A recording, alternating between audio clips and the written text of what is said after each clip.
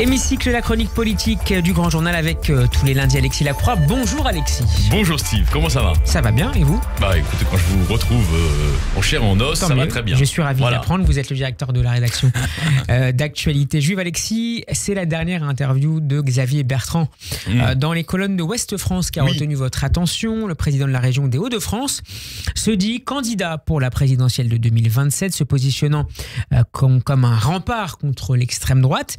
De quoi inquiéter Laurent Wauquiez, candidat putatif à la magistrature suprême chez les Républicains? Comme de coutume, vous faites des pitchs excellents et vous posez des questions excellentes. Vous m'autorisez juste, on va y revenir, évidemment, à la question que vous posez sur les compositions internes au mouvement LR, plus exactement à ce qu'il en reste aujourd'hui. Mais je vous réponds dans un instant, évidemment, à cette question.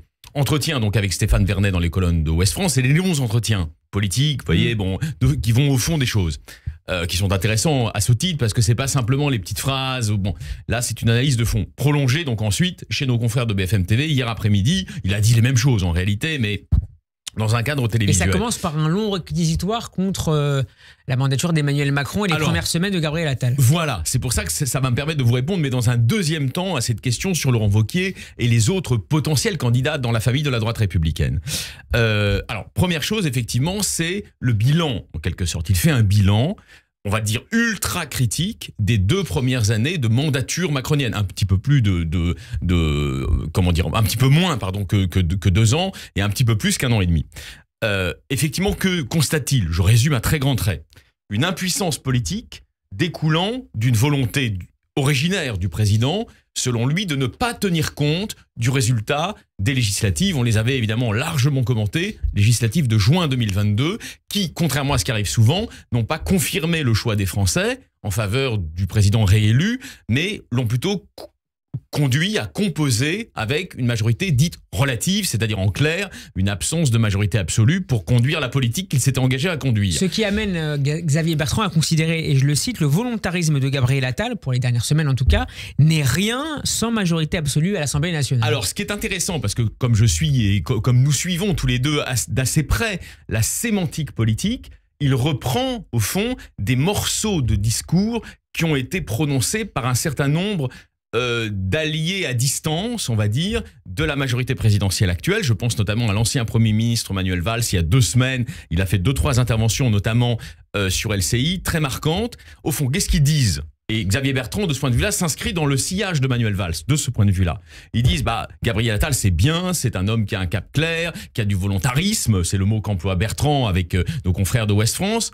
En revanche, la situation ne lui permettra pas de déboucher sur des actions politiques concrètes et de prendre toutes les mesures qui s'imposent face à une France de plus en plus fracturée et socialement de plus en plus polarisée. En gros, c'est ça. Donc c'est plus de la com que de la politique. Voilà. Et donc, si l'on tire le fil de ce que dit Bertrand, ça veut dire Gabriel Attal, c'est un bon choix, évidemment, de Premier ministre, mais ce sera un Premier ministre, si on en croit évidemment ce que dit Xavier Bertrand, on peut le relativiser, mais ce sera un Premier ministre qui, dans la configuration institutionnelle et dans cette espèce de pourrissement du macronisme, je ne parle pas de mon point de vue, je parle du point de vue de Xavier Bertrand, ne pourra pas faire grand-chose et sera en fait de facto impeaché. Voilà le propos général.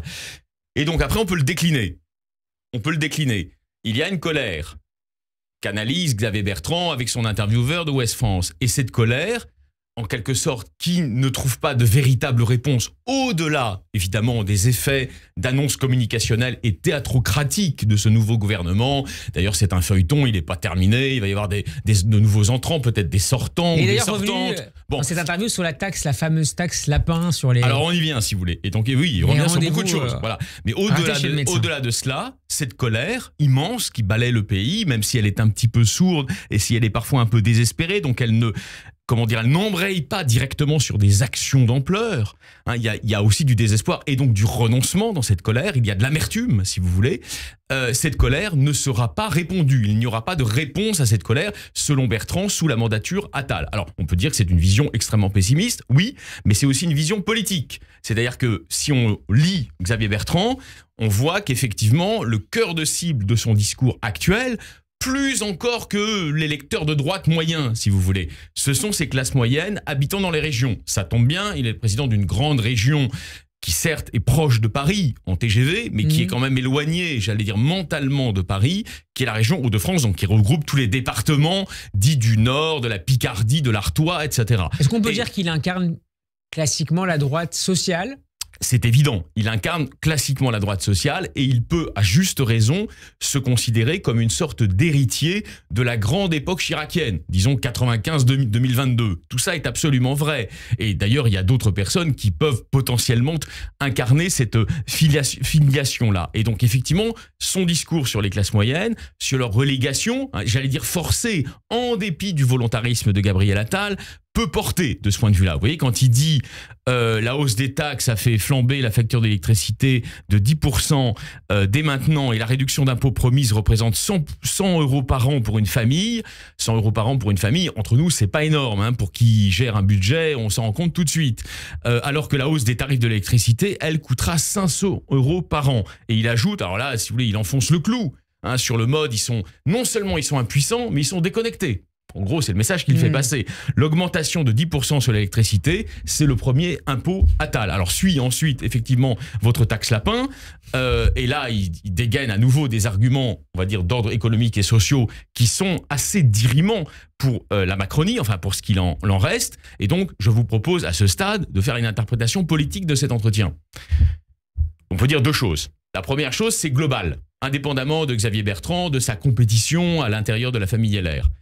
Nous sommes déjà, en réalité, avec l'installation de ce nouveau gouvernement, qui est à l'œuvre, hein, qui va faire des choses, n'en déplaise à ces détracteurs de droite ou de gauche. Bon. Nous sommes déjà, en réalité, catapultés dans un espace mental, dans un espace-temps politique, qui est l'espace-temps de la préparation longue, haletante de 2027, en réalité. Vous voyez, en même 2024 temps, bascule déjà sur 2027. Ça, c'est le premier point. Alexis, juste sur ce point, il nous reste une minute 30. On va y arriver. Sur cette ligne de la droite sociale, Xavier Bertrand avait été battu lors de la dernière primaire républicaine pour la présidentielle. Alors, je pense qu'effectivement, vous mettez le doigt sur l'essentiel. L'essentiel, c'est évidemment qu'il ne veut pas se faire coiffer au poteau par des gens qui seraient sur une ligne plus conservatrice, au sens large. Pécresse, dans la présidentielle précédente, qui finalement l'a emporté pour pas faire grand-chose. 4,70%, on peut en penser ce qu'on veut, c'est nul par rapport au score de nouveaux partis qui émergeaient dans l'espace de la droite dure. Voilà, c'est nul. Bon. Et donc effectivement, il ne veut pas ça, mais il ne veut pas se faire coiffer au poteau non plus par, j'allais dire, le chef des conservateurs, qui est Laurent Wauquiez, vous l'avez cité, qui est aussi un président de région influent aujourd'hui. Donc, il prend en quelque sorte les devants. Et donc, son interview doit être lue dans cette optique. Là, je vous réponds très directement. Que nous dit-il sur lui? Et ça, c'est fondamental. Pour terminer, Alexis. Il y a une bataille des classes moyennes. Est-ce que les classes moyennes vont être récupérées au lasso par des républicains? C'est ça qu'il vous dit. Sociaux, modérés. Ou est-ce qu'elles vont être définitivement préemptées par les amis de Jordan Bardella? C'est-à-dire la puissante machine qui est en train de devenir le Rassemblement national. Il pense, et non sans raison, qu'il a toutes les cartes en règle pour battre le Rassemblement national. Comme d'ailleurs, je vous le rappelle, en 2022, tous les sondages le disaient, Valérie Pécresse allait se faire planter par Macron. En revanche, lui pouvait gagner contre Macron. Donc c'est vrai qu'il avance ces arguments-là qui ne sont pas erronés d'un point de vue arithmétique. Et je vous rappelle aussi, et c'est subliminal dans l'interview. Vraiment pour terminer on peut terminer là-dessus. C'est subliminal dans l'interview. Moi, je suis pas un militant de Xavier Bertrand, mais c'est une réalité. Dans sa région, il a gagné au couteau contre le RN. Or, le RN, dans la région Hauts-de-France, vous le savez, fait des scores élevés. Et c'était d'ailleurs son principal argument lors de la dernière primaire. Donc vous pouvez vous dire que dans les mois qui viennent, avec cette préparation âpre des premières manœuvres de la présidentielle, XB, comme on l'appelle dans le Nord, va développer cet argumentaire. Je suis le meilleur rempart de la droite républicaine contre le RN parce que moi, je n'en triangule pas les idées les plus contestables. Merci. Sous-entendu, contrairement à Wauquiez. Merci beaucoup Alexis Lacroix d'avoir été avec nous. Je rappelle que vous êtes le directeur de la rédaction d'Actualité Juive. Bon après-midi, à demain. À demain, avec plaisir.